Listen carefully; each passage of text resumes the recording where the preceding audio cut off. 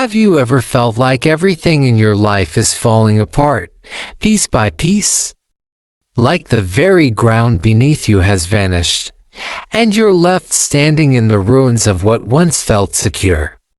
But what if I told you that those ruins might just be the foundation of something far greater? You're not broken, you're being rebuilt. To watch this when you feel lost. Sometimes, God allows the things around you to collapse not as punishment, but as preparation. When the walls you leaned on crumble, when the familiar turns into the unfamiliar, that's often when God does His most profound work. Many of us confuse hitting rock bottom with the end. But what if rock bottom isn't the end at all? What if it's the exact place where God plans to build something entirely new? We don't like the fall. We resist the breaking. We cry out in confusion, "Why did they leave me? Why did I lose everything? Why am I sitting in the wreckage of the life I used to know?" But it's in that pain, in that stillness, in that lonely and silent place where applause fades and helping hands vanish that God draws near. He's not watching from a distance.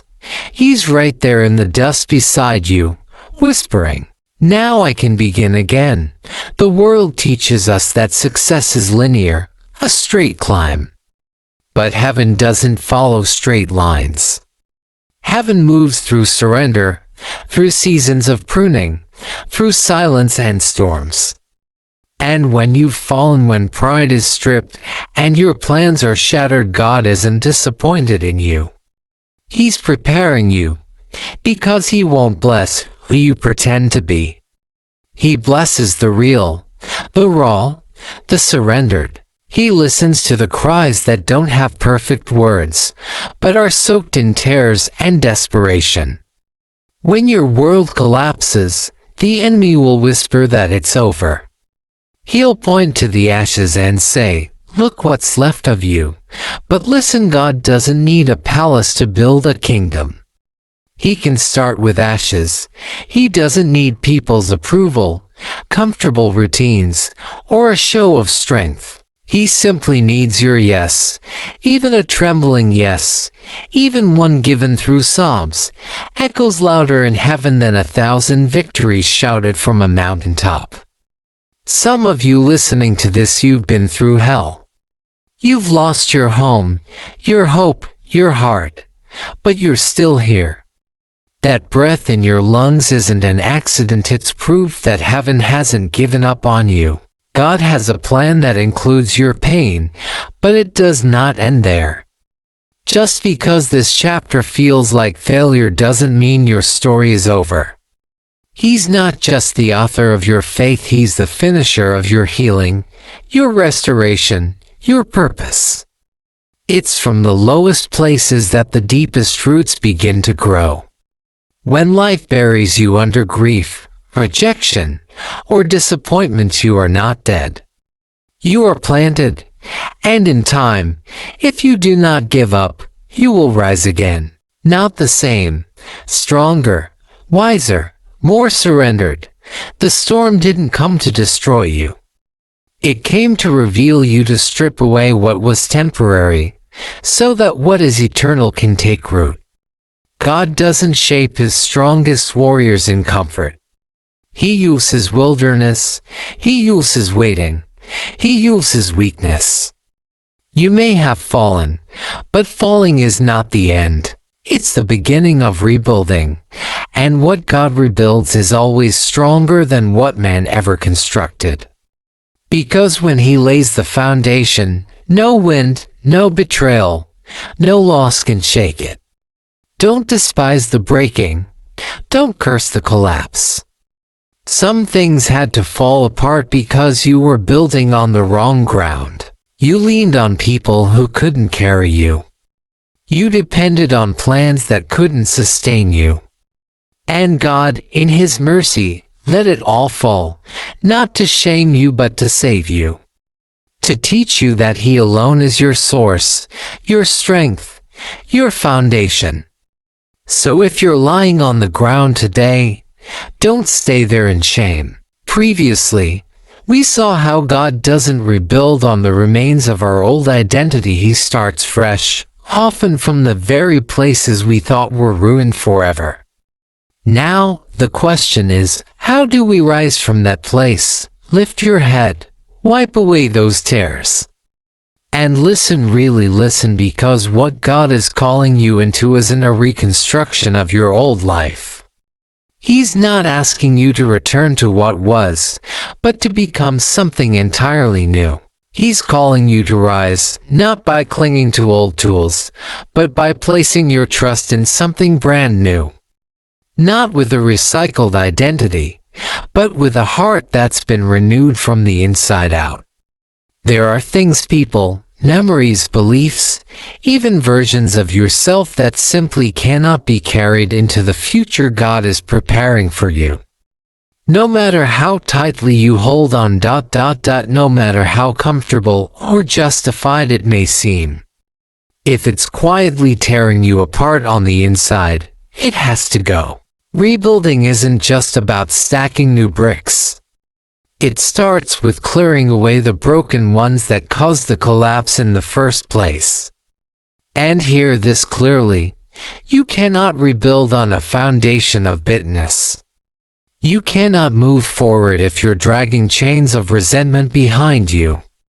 You can't walk into a new beginning if your hands are still full of the wreckage that destroyed you. So often, we think healing means adding more good things, more encouragement, more faith, more positivity. But sometimes healing starts with removing the very things that are poisoning us from within. It starts with subtraction, with release.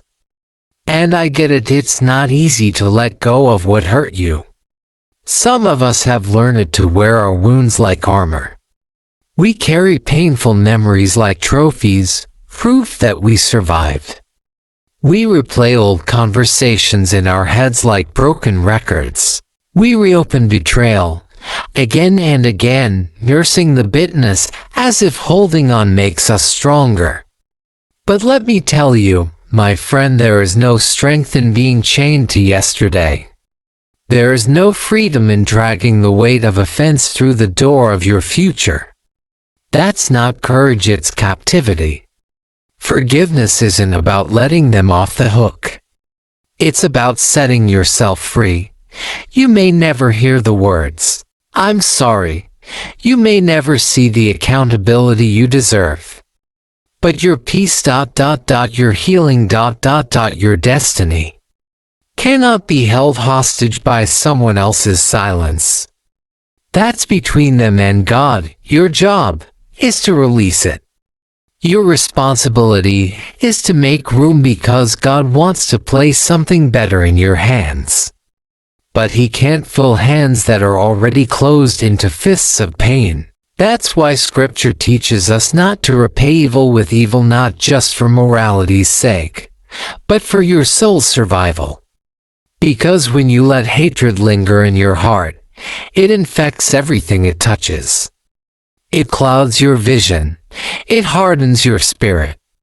It binds you to the very thing you're trying to leave behind. The pain becomes your master. The offense becomes your identity. And that, my friend, is not what you were created for. You were never designed to walk through life bitter, angry, guarded, and suspicious. You were made to walk in freedom, light, full of grace, full of love. But to walk that way you must make a choice. You must drop what broke you. I'm not saying ignore it. I'm not telling you to pretend it didn't happen. No, you can grieve. You can weep. You should. But don't build a house in that pain. Don't settle there. Don't make it your identity. Rise and don't look back. Some of you have been asking God to restore your peace, while still clinging to the very thing that destroyed it. You're praying for a new chapter, but your heart is still tied to a door that God has already shut. You're begging for healing, but every day you're rehearsing the hurt. And gently, God is whispering, child, I cannot fill hands that are already full. I cannot bless a heart that's still wrapped in chains. I cannot pour new wine into an old wineskin. So release it. Let go of the offense.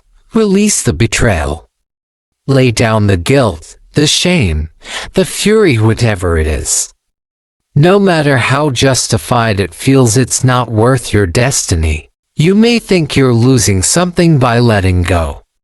But in truth, you're gaining everything. Peace, clarity, healing. They begin the moment you say, God, I surrender. I won't carry what I was never meant to carry again. And for the one listening right now who keeps blaming themselves, release that, too. You're not perfect, but guess what? God never asked you to be. Because when you finally let go of the weight you've been carrying, something incredible begins to stir. And on the next page, we'll see how that release becomes the first step into freedom, into peace, purpose, and the presence of God like never before. Previously, we uncovered a vital truth. God cannot fill hands that are already full. When you let go of what broke you, what held you, what defined your pain, you make room for peace to return. But peace doesn't shout, it whispers. And if you truly want to rebuild your life, you must learn how to hear the one voice that matters most. Stop punishing yourself for the decisions you made when you didn't know better. Let go of the endless replays of what if I had, and if only I hadn't. God's grace, limitless and complete, has already covered all of that. You cannot undo the past, but by the power of God, you can absolutely rewrite your future. Don't let pain turn you into someone you were never meant to become. Don't let betrayal harden your heart. Don't let disappointment plant seeds of doubt where faith was meant to grow. You were made in the image of God, fearfully, wonderfully, purposefully. No failure, no wound, no betrayal can take that identity away from you. But here's the thing, you must choose not to stay chained to what they did to you. You must stop pouring your energy into what God has already removed. This is the season right now, not later, not when it's convenient, or when they finally say sorry. Now is when God wants to pour fresh strength into your soul. Now is the moment when rebuilding can begin, not from a place of striving or surviving, but from surrender. And once you let it go, once you truly release it, you'll discover something you may have forgotten existed: peace. We live in a world that never stops talking. The noise comes from every direction: social media, news cycles, endless opinions, pressure, performance. Everyone has something to say about who you should be, what you should want, how you should live. But when you're rebuilding, you can't afford to be guided by the noise. You need clarity, and that clarity doesn't come from louder voices. It comes from the quiet voice of God. There is a still place in your soul, a sacred silence where God speaks. But you won't find it if your mind is filled with the world's constant chatter. You can scroll through endless posts and still feel empty. You can be surrounded by people and still feel unseen. You can receive praise from thousands and still feel completely lost. That's because peace doesn't come from being heard by people, it comes from hearing the one who created you. So many of us are exhausted not because we're doing too much, but because we're listening to too many. You're not supposed to rebuild your life based on likes, comments, or opinions. You cannot root your identity in applause or approval. The second you tie your worth to public validation, you become a slave to people's expectations, and people are fickle. One day they cheer you on, the next they criticize. One moment they're by your side, the next they vanish without explanation. But God is not like people. He doesn't change his mind about you. His love isn't conditional. His purpose for your life isn't rooted in popularity, it's anchored in eternity. And when God speaks, His voice doesn't just inform, it transforms. He doesn't just direct your steps. He reminds you of your worth. In the quiet, when you finally turn down the world's volume and lean in, He whispers through the noise. And His words cut through every lie you've believed. You are still mine. You are not forgotten. You are not too broken. I still have a plan for you. That's what happens when you reconnect with the source. But to hear Him, you've got to make space. You've got to intentionally carve out moments in your day, quiet places in your mind and heart where no notifications interrupt, just you and God. That's where rebuilding truly begins, not with strategy or striving, but with surrender. Not with more doing, but with stillness, a quiet, soul-deep whisper of, Lord, I'm listening. Because when you've been broken, when you've hit rock bottom, when the very people you trusted walked away, it's only natural to feel lost, to start searching, to crave answers in your desperation. And on the next page, we'll go deeper into that ache for clarity, how to tune out the noise and truly hear the voice that shaped you from the very beginning. When your heart is desperate for clarity, it's natural to reach for answers. You want to know why things happen the way they did. You want understanding, direction, peace. And the world is quick to respond, offering advice, throwing opinions, shouting over one another with quick-fix wisdom. Friends offer well-meaning words. Strangers online hand out quotes like candy. Everyone seems to have something to say, but none of it can replace the one voice that truly matters. The voice that knew you before the noise. The voice that formed you in your mother's womb. The voice that didn't just speak you into existence, it breathed life into your being. And that voice doesn't just tell you where to go. It tells you who you are. Some of you reading this right now are running on empty. You've been pouring out, giving, trying, surviving. You've been desperately trying to rebuild yourself through your own strength, and somewhere along the way you disconnected from the very source that sustains you. You forgot the one who gently reminds you, apart from me, you can do nothing.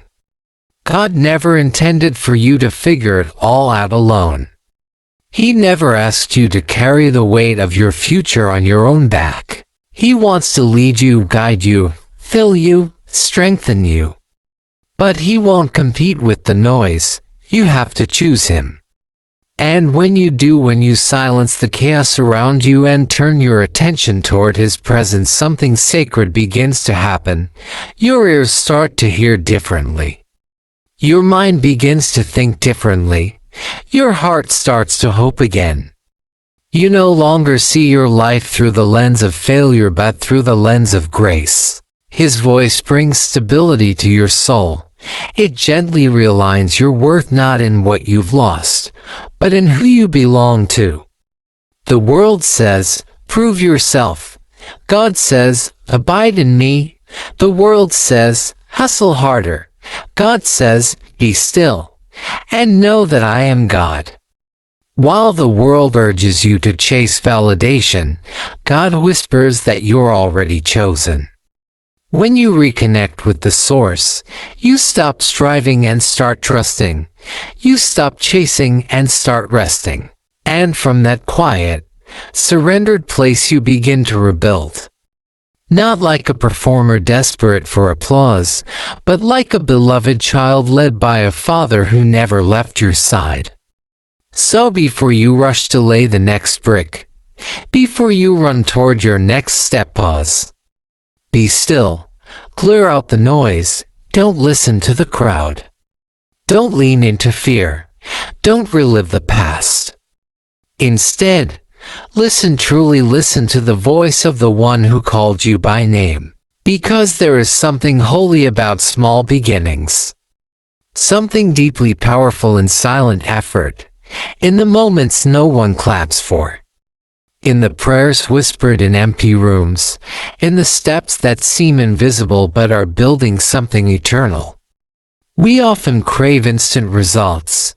We want to see the fruit before we've planted the seed. But that's not how God works. He doesn't operate on our timelines.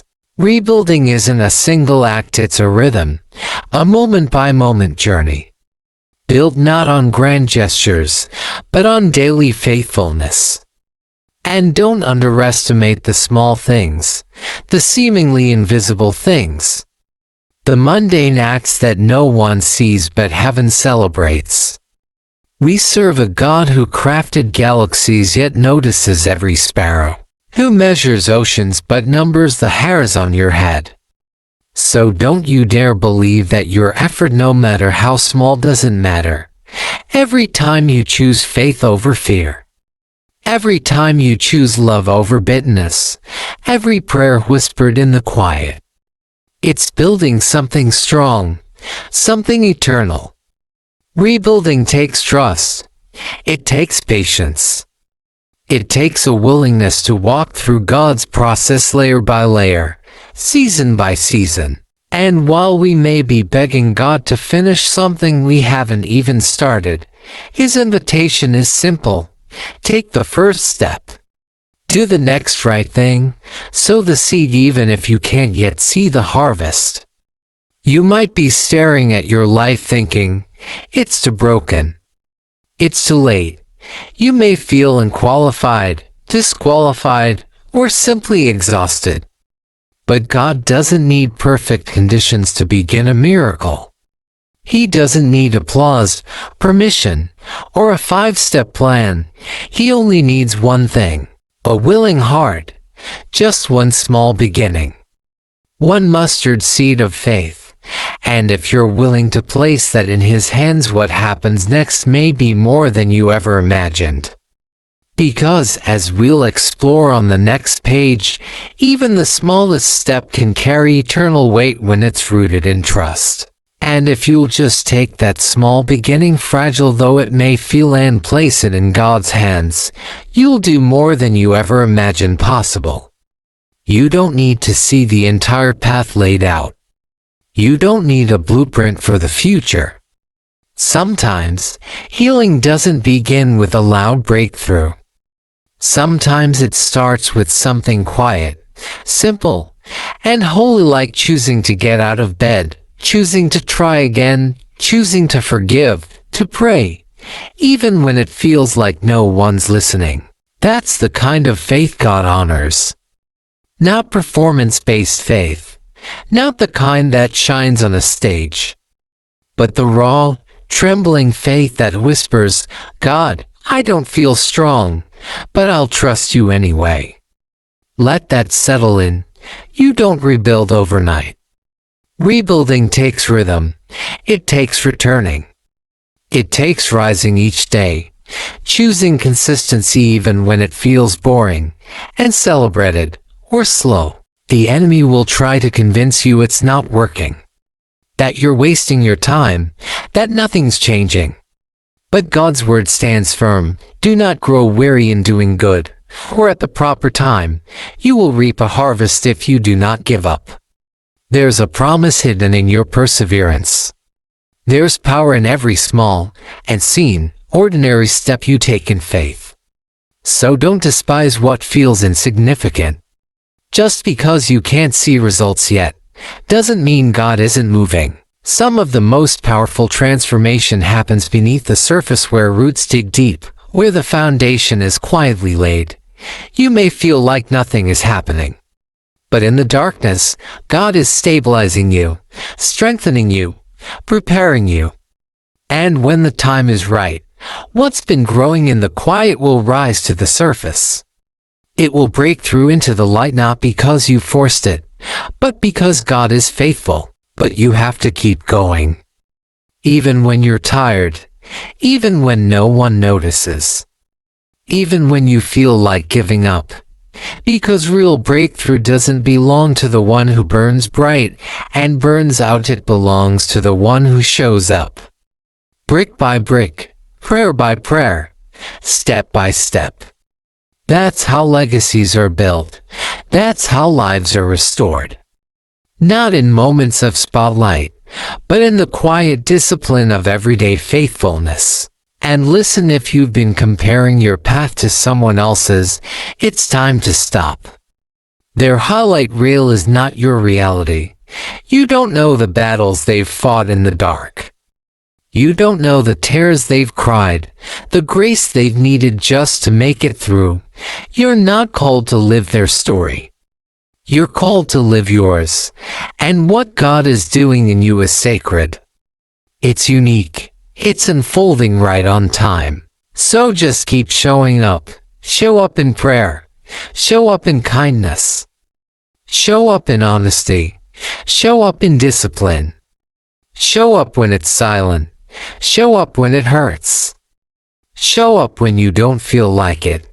Because your consistency is your testimony. It tells the world that you didn't quit when life knocked you down. It says, I got up. I kept building. I kept believing. That's what makes the difference. That's how transformation happens. Don't wait for the perfect day. Don't wait until you feel ready. Begin right where you are, with what you have, and offer it to the one who builds from broken things. When God is your foundation, even your smallest step forward becomes a step into eternity. Now, let's be real. Pain changes people. Life will break you. Loss will blindside you. Betrayal will leave wounds so deep they don't always bleed on the outside, but they throb on the inside. You carry them like invisible scars, and if you're not careful, that pain starts speaking louder than your purpose. It starts convincing you that your wound is your identity, that what hurt you is now what defines you. But I want you to know this, deep in your spirit, pain may be a chapter in your story, but it is not the conclusion. And we'll discover how even the pain meant to bury you can become the very ground where God begins to build something eternal. Something stronger, something purposeful. What broke you doesn't have to bury you. What tried to crush you doesn't get the final say. In fact, some of the most profound rebuilding in your life won't come in spite of the pain, it will come through it.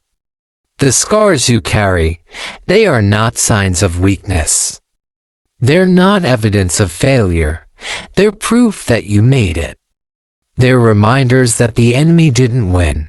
And if you stop hiding those wounds and start inviting God into those broken places, you'll discover something extraordinary. He can turn your pain into purpose. But hear me, this isn't an easy road. Healing doesn't come in perfect, predictable stages. It's messy. It's full of ups and downs. Some days you'll feel strong. Other days, it might feel like you're back at the beginning. That's okay. Don't let the unevenness of the process make you believe you're failing.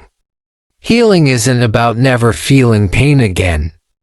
It's about choosing not to let that pain govern your future. It's about learning to walk again, even with a limp, to breathe again, to hope again, to believe, even if your faith feels fragile. Sometimes, we beg God to take the pain away and He doesn't. Not because He's distant. Not because He's cruel. But because He's doing something deeper. He's refining you, shaping compassion in you, strengthening character, building trust. You may not have chosen this pain, but God can use it. And when He does, what once crushed you becomes the very thing that helps lift someone else. But you can't rebuild while still clinging to bitterness. You can't move forward with the chains of resentment dragging behind you. And I know it's tempting. It's tempting to hold on to the offense, to replay what they did, to remind yourself just how unfair it all was. But bitterness doesn't heal wounds, it infects them. Forgiveness doesn't mean what happened was okay. It means you're finally ready to stop letting it poison your soul. Forgiveness isn't forgetting, it's freedom.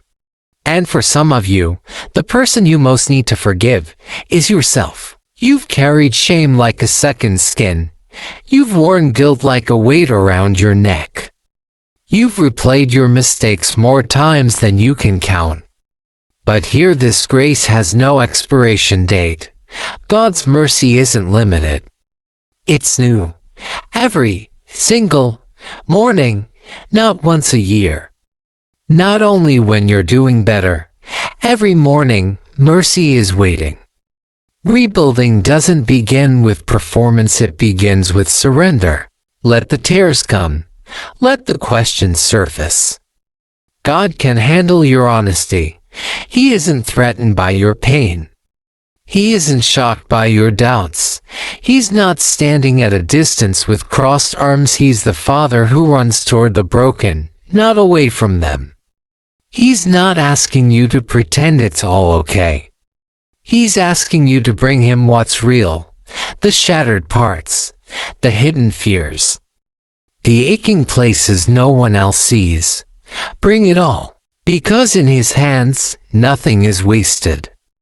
There are people walking around today still bleeding internally, not because their wounds were too deep, but because they never brought them to the healer. You can't fix what you won't face, and you were never meant to face it alone. You need the presence of the one who said, "Come to me, all who are weary and burdened, and I will give you rest."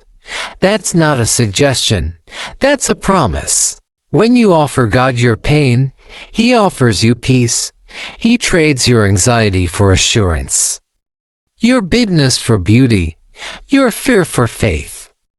And slowly but surely the person you thought was gone begins to rise again. Not untouched, but redeemed. Not the same, but stronger. Your pain does not disqualify you, it prepares you. It softens your spirit, deepens your empathy, strengthens your reach. The same hands that once trembled in fear can now help lift someone else. The same voice that once cried out in anguish can now speak hope to the brokenhearted. Because that's what God does. He turns graves into gardens. He takes the shattered and makes them shine. He transforms the very things meant for evil ... into something good. And we'll explore a radical truth. Maybe what you went through wasn't just about you. Maybe, just maybe, your pain has a bigger purpose. The shift begins. He takes what was meant to break you, and He uses it to build something greater. And maybe, just maybe, everything you've gone through wasn't just about you. Maybe the pain you faced wasn't punishment, it was preparation. Maybe God already knew someone out there would need your story. Someone needs your scars. Someone needs to see that healing isn't just possible, it's real. That rebuilding doesn't require perfection, it just needs permission. That you can rise again, not in your own strength, but fully rooted in His. So stop running from the pain. Don't numb it. Don't shove it down. Don't dress it up in fake smiles or busyness. Bring it to the cross. Bring it to the one who bore your sorrow, who understands heartbreak, who was crushed yet rose again. He's not unfamiliar with grief. He's not intimidated by your silence. He gets it, and He's waiting. Because there comes a moment in every life where you have to make the choice to let go of what was, to step fully into what can be. Rebuilding means releasing, and releasing is hard. Letting go of what once defined you, even if it was painful, can feel like losing a part of yourself. Old habits, old patterns, old voices, old relationships, familiar chains. We hold on to them because pain is still predictable. But faith, Faith calls us to the unknown. God never called you to remain where it's safe. He called you to walk by faith, not by sight.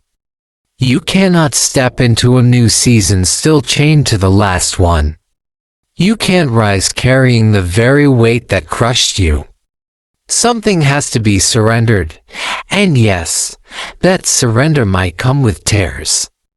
Yes, there's grief in the letting go. Yes, there's fear in stepping into the unknown. But hear this clearly, God can't fill hands that are still clinging to what He asked you to release. Sometimes it's not the storm that keeps us stuck, it's our refusal to move. We pray for breakthrough, but we don't want to leave the boat. We beg for healing, yet we keep reopening the same wounds. At some point, you have to choose, do I want comfort, or do I want growth? Because you can't have both. Growth always costs something. And often, it will cost the illusion of control. Some of us are still haunted by voices God silenced long ago. The enemy keeps bringing up your past, reminding you why you're not qualified, why you'll never be whole. But here's the truth, what God forgives, He forgets. So why are you still carrying what He already buried? It's time. Time to stop rehearsing the pain and start releasing it. To stop living by labels that never belong to you. You are not your trauma, not your divorce, not your addiction, not your bankruptcy, not your depression.